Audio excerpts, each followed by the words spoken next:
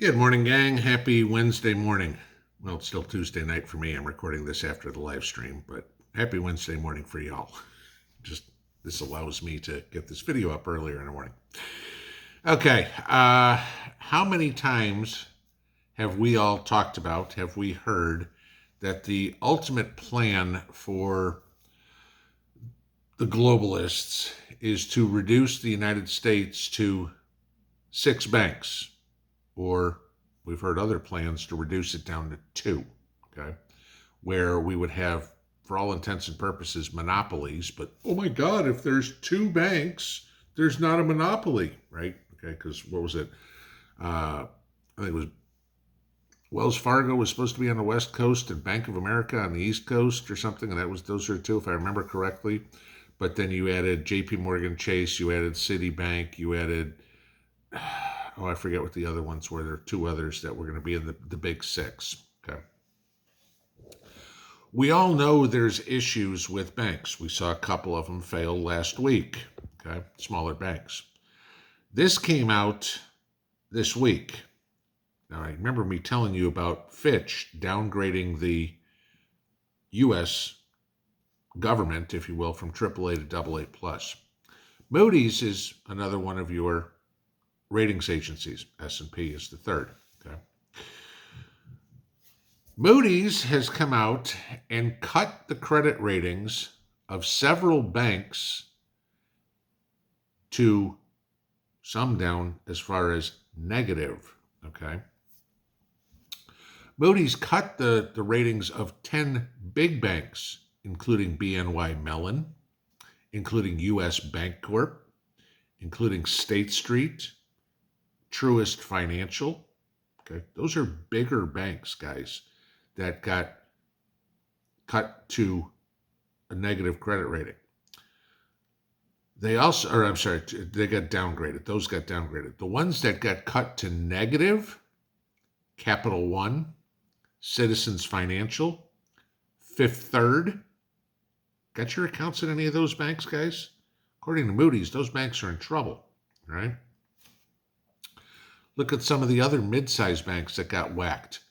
M&T Bank, Pinnacle Financial Partners, Prosperity Bank, and BOK Financial. This tells you what kind of trouble the U.S. banking system is, that the banks aren't going to be able to make enough profit to keep the doors open. Now, you go, how can the bank not make enough profit? Interest rates are going up, right? That means the banks are making more money on the car loan, the mortgage loan, right? Yes and no, because they still have a spread.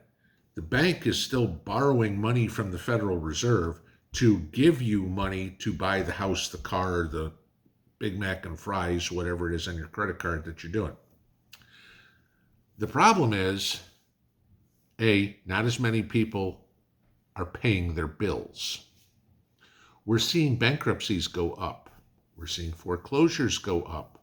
We're seeing repossessions go up. We're not seeing a whole lot of new houses being bought, new mortgages being taken out, because people are going, I've got a 3% mortgage on this house. If I sell it, I've got to go take a 7% mortgage out on the next house. I'd be paying more money for a smaller house. Why am I doing it? So the banks are collecting 3% interest from you, but it's costing them 5.5% or 6% to borrow the money. They're losing money. Okay. This is a negative for the banks. And I know a lot of you guys are going to go, well, gee, good. The banks are crooked anyway. I'm not going to disagree. I've never met a banker that's my friend. Okay. Everyone is from, how can I steal as much money as I can from this guy? How can I screw him over as hard as possible? Right. But that's something that's important to know. And then you get something stupid, okay? In the banking industry, stupid is pretty much the MO for companies. One of y'all sent me this yesterday. This is hilarious. Apparently, there is a bank in Maine, Androscoggin Bank. Never heard of it. Okay, it's got to be a small local bank or something like that. I'll link this one below besides the Reuters information that I gave you on the other banks. But the headline is Androscoggin Bank now offering mortgage plans compliant with Muslim law. Okay, you want to know what law they're compliant for?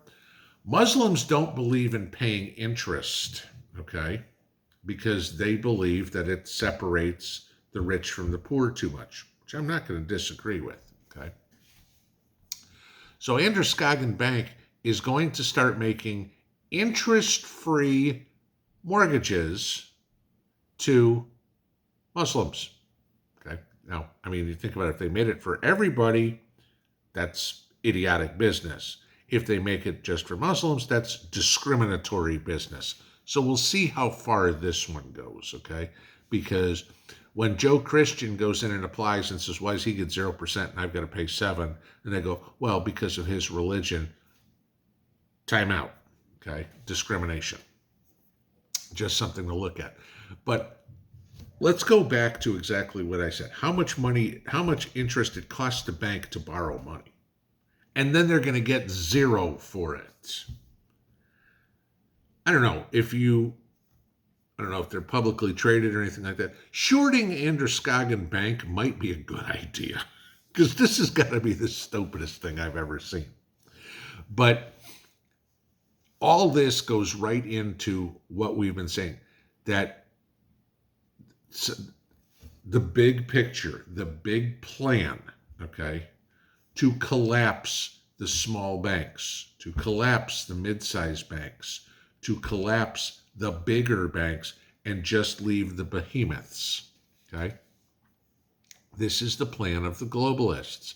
If they can bring it down to 6 banks or bring it down to 2 banks, and you get idiotic bank CEOs like the one at Androscoggin that thinks this is a good idea, writing their own death warrant, okay? This is how they are planning on taking over the economy. If the only banks left are Bank of America, Wells Fargo, Citibank, JP Morgan, what was the other one? PNC. God, I can't remember who the last one was. 5 or 6. Okay. But if there's only 5 or 6 banks left, it's a lot easier for the globalists to control the money than if there's thousands of banks and credit unions and anything of the sort like that, okay? How can the banks fail? Real simple. If people don't pay the bills, people can't pay their bills, and the banks can't get back the money that they've still got to pay their loan on, that's when we get failure.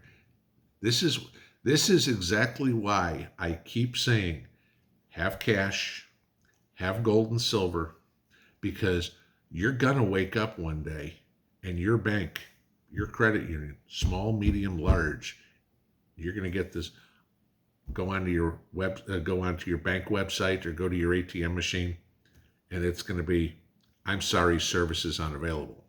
And you're going to go down to the bank, and just like we saw in Zimbabwe, just like we saw in Lebanon, just like we saw in Venezuela, the doors are closed and you can't get your money.